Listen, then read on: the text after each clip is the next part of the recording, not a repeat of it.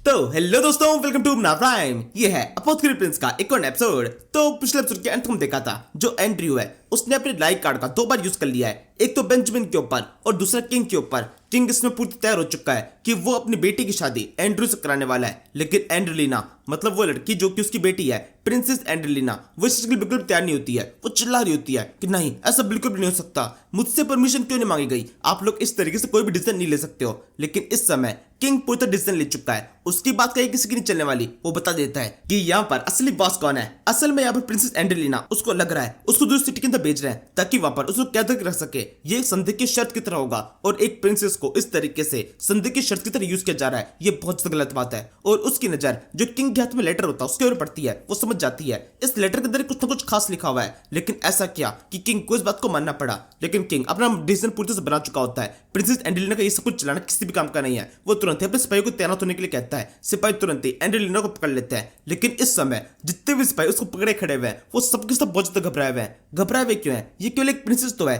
एक नाजुक सी प्रिंसेस जो कि बहुत सुंदर है, लेकिन असल में ये उससे काफी ज्यादा अलग है। ये एक हाई रैंक की स्वॉर्डमैन है, या फिर इसे एक स्वॉर्ड वुमन कहना चाहिए, जो कि इस समय रिक्वेस्ट कर रही होती है कि उसको छोड़ दिया जाए। लेकिन सिपाही बात को मानते नहीं है। किंग ने कहा है और किंग की बात है कि प्रिंसेस की बात की कोई भी वैल्यू नहीं है, वो सब पकड़ के रखते हैं। लेकिन अब प्रिंस का दिमाग खराब हो चुका है, वो एक रक्के मुक्का एक सिपाही के पेट में मार देती है और सिपाही बहुत दूर जाए गिरता है। और अब इसी के साथ सबके सब घबरा चुके हैं। किंग बहुत ज्यादा घबरा चुका है और जब वो देखता है और जितने भी सारे लोग थे, जितने भी शाही लोग उसके मौजूद थे जो कि फाइटिंग में एक्सपर्ट नहीं है, वो सब के सब किंग के बगल में खड़े हो चुके हैं क्योंकि वही सेफ स्पॉट है। उसके अलावा इस लड़की से उनको कोई भी नहीं बचा सकता। इसके बाद में कुछ मजिशियन को उस जगह पे लेके आ जाता है। किंग ने बता दिया है भले ही सामने तक कितना भी ताकतवर बंदा खड़ा हुआ हो, ये उसका दरबार है और जहां पर उसके आगे कोई भी ताकतवर नहीं हो सकता। सारे शाही मजिशियन यहाँ पर आने के साथ में एंड्रेलिना को चारों तरफ से घेर लेते हैं और फिर उसको बूटे से बांध देते हैं अपनी जंजीरों की मदद से। बाद में उसको एक तांगे में भर दिया जाता है, तांगे को भी जंजीरों से बांध दिया गया है। वो लगातार चिल्ला रही होती है नहीं, उसको नहीं जाना, उसको यहीं पे रहना है। ये बहुत ज्यादा गलत बात है, लेकिन उसे चिल्लाना केवल चिल्लाने रह जाता है। सबके सब उसको अलविदा कहते हैं। अगले 6 महीने के लिए वो अपने सफर को शुरू कर देती है और जैसे तांगा थोड़ी दूरी पहुंचता है उसके अंदर एक बहुत जोर धमाका होता है। लेकिन ये धमाका एकदम बेकार है क्योंकि ये वर्क नहीं करेगा। तांगे के अंदर की साइड जितनी भी अटैक कर लिए जाए वो तांगे को तोड़ ही नहीं सकते हैं। मैजिक की मदद से उस तांगे को अनबीटेबल बना दिया गया है। और अब इसके बाद में एक लंबा सफर खत्म करने के बाद में ये पालकी पहुंच जाती है मैग्नेटो सिटी। लगभग 10 दिन हो चुके हैं। 10 दिन के बाद में इस पालकी गेट खोले जाते हैं और प्रिंसेस उसके अंदर से बाहर निकलती है। पिछले 10 दिन से वो इसी के अंदर कैद थी, अब फाइनली उसको बाहर निकलने का मौका मिला है। वो पूरी जगह देख रही होती है कि वो किस जगह पहुंच चुकी है। वो पहली बार मैग्नेटो सिटी आई है, हल्की से घबराई हुई भी होती है। एक नौकर उसके साथ में मौजूद है जो कि उसको बताने लगता है असल में इस जगह पर आप एनोबिस किंगडम को रिप्रेजेंट कर रही है, तो अपने चेहरे के ऊपर पूरा तेज रखना, एकदम कॉन्फिडेंस के साथ में। आपका सर झुकना नहीं चाहिए, अगर आपका सर झुकेगा तो हमारे किंगडम का सर भी झुक सकता है। इस समय नौकरी सारी बड़ी बड़ी बातें बोल रहा होता है और प्रिंसेस भी इन सारी बातों को सुन रही होती है। वो पूरे जोश में सीधे कैसल की तरफ बढ़ना शुरू कर देती है। इसी समय सामने की तरफ से एंड्रयू उस तरफ आ रहा होता है। एंड्रयू के साथ में डामियन भी है जो कि उसके पास में उससे बात करने लगता है। उसे बताता है वो प्रिंस एंड्रयू मैग्नाटो है जो कि इस जगह क्राउन प्रिंस है। और ये बात तो सब जानते हैं। असल में जो प्रिंसेस एंड्रेलिना है उसने एक टाइम पर एंड्रयू की तस्वीर देखी थी और उसी तस्वीर से वो इमेजिन करने की कोशिश कर रही थी कि एंड्रयू कैसे दिखाई देगा। लेकिन एंड्रयू बिल्कुल अलग तरह का दिखाई दे रहा है। उस तस्वीर में दिखाई दिया था एंड्रयू बहुत ज्यादा कमजोर सा है, उसकी बॉडी पे बहुत सारे घाव हो रखे हैं, वो बहुत बीमार है। लेकिन सामने तो जो बंदा खड़ा हुआ है ये तो काफी नॉर्मल है, एकदम सही सा लग रहा है। इसी समय एक बहुत ही ऑब्वियस और साथ में अजीब चीज होती है। एंड्रयू उस हाथ मिलाने के लिए अपना हाथ बढ़ाता है, लेकिन एंड्रेलिना जो कि बहुत ज्यादा गुस्से में है वो हाथ मिलाती नहीं है, बस उसके सामने पूरे ईगो में खड़ी रहती है, अपना नाम बताती है एंड्रेलिना एनबुश। वैसे इस समय एंड्रयू अपने आप को काफी इंसल्टेड और साथ में बहुत ज्यादा गुस्से में फील कर रहा होता है। लेकिन साथ में उसको सबकी आदत भी है। जब वो हान था तो अक्सर ही कई बार डेटिंग पे जाता था, लेकिन हर बार सेम रिजल्ट, कोई भी लड़की उसको भाव नहीं दे देती। किसी भी लड़की ने उसे कभी भी कोई ढंग का रिप्लाई नहीं किया और अभी भी वो सेम ऐसा ही फील कर रहा होता है। अब तो वो प्रिंस बन चुका है, लेकिन उसके बावजूद भी सामने खड़ी हुई लड़की उसकी तरफ बिल्कुल भी देख भी नहीं रही है, उसको बिल्कुल भाव नहीं दे रही। इसके बाद में एंड्रयू उसको अपने साथ में लेके जाता है कुछ खाना वाना खाने के लिए। एंड्रयू लगातार उससे बात करने की कोशिश कर रहा है, उसे बताने लगता है पहले खाना फिनिश कर लेते हैं, उसके बाद मैं आपको पूरा कैसल दिखाऊंगा। हमारी सिटी बहुत कमाल की है, जब आप हमारी पूरी सिटी को देखेंगी, मेरे मेडिकल रूम को देखेंगी, आप बहुत ज्यादा खुश हो जाने वाली है। एंड्रयू सब कुछ बहुत एक्साइटमेंट के साथ बता रहा है, लेकिन एंड्रेलिना उसको ये सब कुछ सुनने बिल्कुल एक्साइटमेंट नहीं है। वो एकदम शांति से जगह बैठी होती है, एक अलग सी खामोशी उस जगह पर है। सारी कन्वर्सेशन केवल वन साइडेड हो रही है। एंड्रयू से बात करने की कोशिश कर रहा है, लेकिन एंड्रेलिना वो लगातार उसको इग्नोर कर रही है, जैसा कि हमेशा होता है। लड़की बहुत ज्यादा गुस्से में है। एंड्रयू चाहे कुछ भी बोल ले, उसके सामने खड़ा होकर वो ना चले, लेकिन एंड्रेलिना की तरफ से कुछ भी रिएक्शन नहीं आने वाला। लेकिन एंड्रयू को पता है यहाँ पर ये कन्वर्सेशन कितनी ज्यादा इंपॉर्टेंट है, क्योंकि ये जो लड़की सामने की तरफ बैठी हुई है एंड्रेलिना, ये बहुत ज्यादा इंपॉर्टेंट है। अगर वो किसी भी तरीके से उसको अपनी तरफ कर लेता है तो फ्यूचर में जो लड़ाई होने वाली है वो लड़ाई नहीं होगी। इसी समय कुछ और चीज रिवील होती है। असल में जो एंड्रियोलिना के फादर है वो बहुत भले इंसान है, वो कभी भी मैग्नेटो सिटी को प्रोटेक्ट करने वाले नहीं है। और जो एंड्रियोलिना है वो भी काफी अच्छी है, वो बहुत ज्यादा पीसफुल है, काफी ताकतवर है और काफी ज्यादा हेल्दी भी है। लेकिन उसके साथ में कुछ दिक्कत होने वाली है। अगर वो आगे जाके क्वीन बनती तो कुछ भी दिक्कत नहीं होती, लेकिन उसकी मौत हो जाएगी। और क्योंकि उसका कोई भाई बहन नहीं है, किंग की ये इकलौती बेटी है, तो इसकी जगह पर कोई और राजा बनेगा, कोई जो कि उन्हीं के सभा से बिलोंग करता है। किंग उसको अपनी मर्जी से अपनी गद्दी देगा और उसके तुरंत बाद में वो बंदा बनेगा असली विलन। वो खुद आगे बढ़कर मैग्नेटो सिटी को प्रोटेक्ट करेगा और मैग्नेटो सिटी को पूरी तरह से खत्म कर देगा। एंड्रयू को इस पूरे साइकिल को रोकना है और इसी समय उसको ख्याल आता है कि शायद से कुछ अच्छा शुरू कर देना चाहिए। इलाज अभी से शुरू कर सकते हैं, कुछ ऐसी दवाइयां जो कि नॉर्मली दी जा सकती है वो सारी यूज करके देख लेते हैं। और इसी के साथ में एंड्रयू तुरंत ही एंड्रियोलिना को वहीं पर रोक देता है। वो उससे कहने लगता है आपने लंबा सफर तय किया है, मेरे पास आपके लिए कुछ है। और इसी के साथ में एक ड्रिंक उस जगह पे लेके आई जाती है, एंड्रियोलिना को सर्व की जाती है। उसने कहा जाता है इसको पी लो, लेकिन एंड्रियोलिना जो कि पहले बहुत तक गुस्से में है, उसको हर चीज पे एक अलग सा शक हो रहा है। उसको लगने लगता है शायद से इसमें कोई जहर है या फिर कोई नशे की चीज भी हो सकती है, कुछ भी हो सकता है। और यहाँ पर उसको ये सर्व किया जा रहा है। ऑब्वियस सी बात है, एक ड्रिंक सर्व की जा रही है, उसमें काफी कुछ खतरनाक हो सकता है। वो बहुत तक गुस्सा जाती है, वो जोर से टेबल के ऊपर हाथ मारते हुए क्या लगती है ये सब क्या बकवास हो रही है। और जब वो टेबल पर हाथ मारती है उसकी ताकत बहुत ज्यादा है, टेबल पूरी तरह चटक चुकी है। और अब इसी के साथ में एंड्रयू समझ जाता है उस लड़की को बिल्कुल भी उसके ऊपर विश्वास नहीं है, तो इसका मतलब उसको दवाई दे पाना काफी ज्यादा मुश्किल पड़ने वाला है। उसको पहले किसी भी तरीके से अपने आप के ऊपर मतलब एंड्रयू के ऊपर उसको भरोसा लेके आना पड़ेगा। तो इसके लिए वो अपना एक अलग गेम खेलता है। यहाँ पर मेनली वो अपने क्राउन प्रिंस की पावर अपने नाम का यूज करने वाला है। वो उससे कहने लगता है तुम जानते हो तुम यहाँ पर किससे बात कर रही हो, मैं एक क्राउन प्रिंस हूँ, तुम इस टाइम पर मेरी कंट्री के अंदर हो। यहाँ पर मुझे किसी के साथ में कुछ भी करने के लिए इस तरह की बचकानी टेक्निक्स का यूज करने की जरूरत नहीं है। और तुम्हें क्या लगता है एक क्राउन प्रिंस जो कि अपने सामने एक गेस्ट को देख रहा है, वो गेस्ट किसी भी तरीके से इस तरह कोई जहर वगैरह खिला सकता है? क्या तुम ऐसा कुछ कर सकती हो? तो तुम हमसे भी कैसे एक्सपेक्ट कर सकती हो कि हम तुम्हारे साथ में ऐसा कुछ करेंगे? तुम हमारे साथ में हमारी सिटी के अंदर हो, हम तुम्हारी सिटी से कुछ भी लड़ाई करना नहीं चाहते। अगर हमने तुम्हारे साथ में कुछ भी गलत कर दिया तो तुरंत ही तुम्हारी किंगडम से तुम्हारी लड़ाई हो जाएगी। तो क्या एक क्राउन प्रिंस ऐसा कुछ सोच सकता है? तुम्हें थोड़ा दिमाग लगाना चाहिए, हम इस तरह का स्टेप कभी भी नहीं उठाएंगे। प्रिंसेस को इस समय एंड्रयू की बातों में विश्वास होने लगता है। उसको लगने लगा है कि शायद से एंड्रयू बिल्कुल ठीक कह रहा है और एंड्रयू वैसे ठीक भी कह रहा है, लेकिन फिर भी अपनी बात को कंप्लीट करने के लिए एंड्रयू रोना शुरू कर देता है। सारे मगरमच्छ के आंसू है, उसे उस लड़की से कुछ फर्क नहीं पड़ता, उसे केवल इतना चाहिए उसका काम निकल जाए, ये लड़की दवाई पी ले और कुछ भी नहीं। इसके बाद में बात कंप्लीट करने के लिए वो उस ड्रिंक को अपने पास से बुलाता है और खुद ही उसको पी जाता है, ये बात प्रूफ करने के लिए कि इसके अंदर बिल्कुल भी जहर नहीं है। अब जब ये चीज प्रूफ हो चुकी है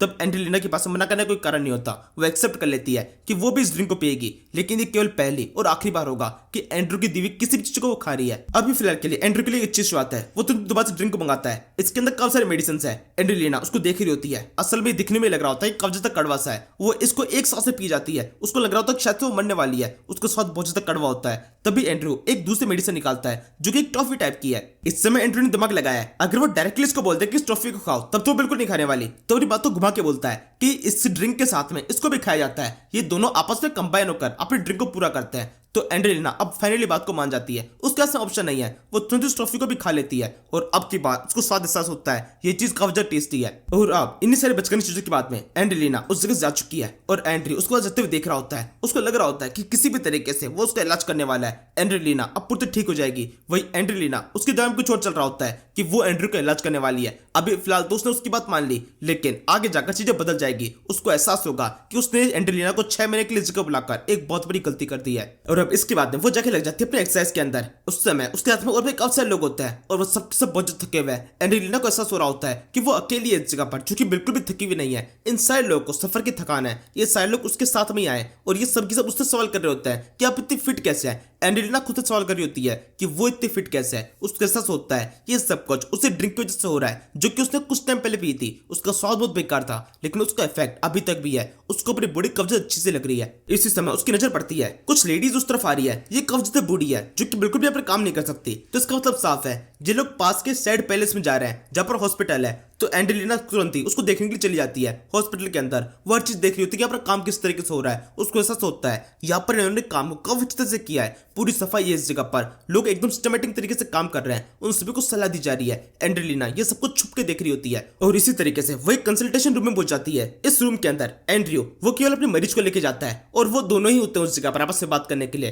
कोई भी उनकी बातों को सुन नहीं सकता, लेकिन एंड्रियोलिना इनकी बातों को सुन रही होती है। इस समय एंड्रयू के साथ होता है कि कोई तो उस जगह पर है, कोई उनकी बातों को सुन रहा है। एंजेलिना तुरंत ही पीछे तरफ हो जाती है, उसको लगता है किसी ने भी उसको नहीं देखा, वो सेफ है। लेकिन तभी एंड्रू उसके पास पहुंच के कहता है, अच्छा तो तुम यहाँ पर छुपी हुई हो, ये बहुत गलत बात है। एंजेलिना घबरा जाती है कि अचानक से ये क्या हुआ, उसको कैसे पता चला। वैसे इस लड़की ने अपने आप ही एंड्रू का काफी सारा काम कर दिया है। उसको चाहिए था कि लड़की किसी भी तरीके से इस हॉस्पिटल के अंदर आए और फाइनली वो आ चुकी है। और अब जब ये अंदर आ चुकी है तो एंड्रू उसका इलाज करके उसको यहाँ से बाहर भेजेगा। वो पहले तो उसके ऊपर चिल्लाना शुरू कर देता है, उसे बताने लगता है कि यहाँ पर इस जगह पर तुम्हारी पावर किसी भी काम के नहीं है। तुम भले कोई प्रिंसेस हो, लेकिन इस हॉस्पिटल के अंदर किसी भी तरह के नियम काम नहीं करते हैं। किंग के अलावा किसी भी हाई रैंक का बंदा इस जगह पर आ जाए, उनको किसी भी तरीके से स्पेशल ट्रीटमेंट नहीं दिया जाता। तुम्हें जाके लाइन में लगना पड़ेगा अगर तुम्हें आगे यहाँ पर किसी भी तरह की चीजों को देखना है। अभी इस समय एंड्रू ने एंजेलिना की एक काफी सी चीज पकड़ लिया है। असल में एंजेलिना को बिल्कुल भी अपनी पावर का यूज करना पसंद नहीं है। उसको अच्छा नहीं लगता कि जब कोई उसके ऊपर इल्जाम लगाए कि तुमने अपनी पावर का, प्रिंसेस होने की पावर का गलत यूज किया है। अपनी ताकत यूज करना ठीक है, लेकिन जो पावर उसको अपने फादर से मिली है उसका यूज करना उसको ये गलत समझती है। इसी वजह से एंड्रू गुस्सा करने के बावजूद भी खुद गुस्सा नहीं होती, तुरंत जाके लाइन में लग जाती है। और फिर 2 घंटे तक चेक करने के बाद फाइनली उसका नंबर आता है। एंड्रू उसको चेक करता है और बताने लगता है अगले 2 साल के अंदर तुम्हारी मौत हो जाने वाली है। ये सुनकर एंजेलिना घबरा जाती है कि ये क्या बात होती है। एंड्रू कहता है नहीं नहीं मैं मजाक कर रहा था। एंजेलिना भी खुश जाती है, मजाक था ये, किस तरह का मजाक था। तभी एंड्रू दोबारा से बोलता है असल में ये मजाक नहीं था, ये बात पूरी सच है। 2 साल में तुम्हारी मौत होने वाली है। तुम्हें लग रहा है तुम पूरी तरह हेल्दी हो, सबको लग रहा है तुम हेल्दी हो, लेकिन असल में तुम बिल्कुल भी हेल्दी नहीं हो। तुम्हारी बॉडी अंदर से खत्म होती जा रही है। वैसे एंजेलिना को बिल्कुल भी एंड्रू विश्वास नहीं है। उसको भी लग रहा होता है कि क्या सब कुछ बकवास हो रही है, मैं मरने वाली हूँ, ऐसा कैसे हो सकता है। और अगर मैं मरने भी वाली हूँ तो किसी और को उसका कैसे पता हो सकता है। इसी से हमें पता चलता है असल में एंड्रू ने अपना काफी सारा लेवल अप कर लिया है। इन लोगों को अपनी खुद की सिटी से मैकडो सिटी में पहुंचने में 10 दिन लग गए थे और उस कुछ टाइम के अंदर उसने अपना लेवल अप कर लिया। और उसके पास में अब एक नई स्किल भी है, वो किसी की बॉडी को स्कैन कर सकता है। पहले स्कैन करके खुद देख सकता था, लेकिन अब वो उसको दिखा भी सकता है। और इसके लिए वो इस मोस्टर का यूज करने वाला है, इस मछली वाले मोस्टर का, जो कि सबसे पहले भी था। और इसी के पास वो स्पेशल पावर आई है। एंड्रू सब कुछ प्रूफ करने के लिए इस मछली को बाहर निकालता है और फिर उसको अपनी पावर को एक्टिवेट करने के लिए कहता है। वो साथ में एंजेलिना के पूरे पेट को स्कैन करके उसको सामने से दिखा रहा होता है। एक स्किन उस जगह पर दिखाई देती है। एंजेलिना उसको देख के चौंक जाती है कि ये सब कुछ क्या है, क्या ये हमारी बॉडी के अंदर होता है, क्या ये मेरा ही पेट है। एंड्रू बोलता है बिल्कुल तुम्हारा पेट है, तुम चाहो तो हाथ लगा दे सकती हो। वो अपने पेट पर हाथ लगाती है और वहां पर उस जगह पर उस नक्शे के अंदर कुछ अजीब सी हलचल फील होती है। और अब फाइनली जाकर एंजेलिना को विश्वास हो जाता है कि सच में वो बीमार है, उसकी तबीयत खराब है और वो मर सकती है। वो इलाज के लिए मान जाती है, लेकिन साथ में उसके पास में एक शर्त भी है कि जैसे उसका इलाज हो जाएगा उसको यहाँ जाने की परमिशन मिल जाएगी। उसको कोई भी इस जगह पर रोकने के लिए फोर्स नहीं करेगा। अगर ऐसा किया गया तो वो तभी एंड्रू बीच में बोलता है नहीं नहीं ऐसा कुछ करने की जरूरत ही नहीं पड़ेगी, तुम जब चाहे तब यहाँ जा सकती हो। जैसे तुम्हारा इलाज पूरा हो जाएगा मैं खुद तुम्हें परमिशन दूंगा कि तुम इस सिटी को छोड़ चले जाओ, अपने घर चले जाओ, मुझे कोई भी दिक्कत नहीं है। जिस वक्त एंजेलिना चौंक जाती है कि ये सब कुछ क्या हो रहा है, क्योंकि उसके हिसाब से उसकी एंड्रू शादी होने वाली थी, लेकिन एंड्रू तो सीधे परमिशन दे रहा है कि यहाँ से चले जाओ। इनफैक्ट 6 महीने भी रुकने की जरूरत नहीं है, जैसे इलाज हो जाएगा तुम चले जाना। और इसी के साथ में एंजेलिना को यह भी एहसास होता है कि जो शादी की बात की गई थी वो सब कुछ एक बकवास था, केवल यहाँ पर उसको बुलाया गया है उसका इलाज करने के लिए। जहाँ से अब उसे एक नई कंफ्यूजन होती है। असल में उसके फादर और साथ में वो नेगोशिएटर दोनों बहुत ज्यादा खुश हो रहे थे शादी की बात को लेकर। क्या उनसे झूठ बोला गया? और झूठ बोला गया तो ये चीज पॉसिबल कैसे हो सकती है, क्योंकि उनका दिमाग बहुत ज्यादा तेज है, कोई भी उनसे झूठ नहीं बोल सकता कि ये प्रिंस इतना खतरनाक हो सकता है। वो एंड्रू से इस बारे बात करने लगती है और इस पर एंड्रू बताता है असल में ये उन सभी की मिली भगत है, पूरी परमिशन के साथ में सब कुछ किया गया है। असल में एक हाई रैंक की मीटिंग हुई थी जिसके अंदर डिसाइड किया गया कि तुम्हें इस जगह बुलाया जाएगा और फिर उसके बाद में तुम्हारा इलाज किया जाएगा। बाकी सारी चीज जो कुछ भी हो रही है वो सब कुछ केवल दुनिया को दिखाने के लिए और कुछ भी नहीं। एंड्रू ने इस समय बड़ी सफाई से झूठ बोल दिया है और एंजेलिना के पास में ऐसा कुछ भी सवाल नहीं है जिसका जवाब एंड्रू के पास में नहीं होगा। वो पहले से पूरी स्क्रिप्ट तैयार करके बैठा हुआ है, उसको पता है किस सवाल का क्या जवाब देना है और यहाँ पर किस किस तरह के सवाल पूछे जा सकते हैं। इसके आगे मेरे पास आप लोगों के लिए बहुत ज्यादा अच्छी खबर है। आप लोग हमेशा रिक्वेस्ट करते रहते हो कि एपिसोड बड़े लेके आओ, तो अब बिल्कुल ऐसा ही होने वाला है। जो इस सीरीज का अगला एपिसोड आएगा वो काफी ज्यादा बड़ा रहने वाला है। मतलब ये पूरी सीरीज जितनी बची हुई है वो सारी की सारी उस एपिसोड में कवर करने की मैं पूरी कोशिश करूंगा। मतलब उस एपिसोड के एंड तक हम इस सीरीज के लेटेस्ट एपिसोड तक पहुंच जाएंगे और मैं उम्मीद करूंगा लेटेस्ट एपिसोड तक इस सीरीज का एक अच्छा एंड निकल जाए, क्योंकि शायद से ये अपोथेकेरी प्रिंस का सेकंड लास्ट और जो अगला एपिसोड होगा वो लास्ट एपिसोड होने वाला है। Now thank you for watching. तू मेरा बेटी तुझे अपनी बीती तू है, समंदर सी दुनिया भावना में बह गया मैं।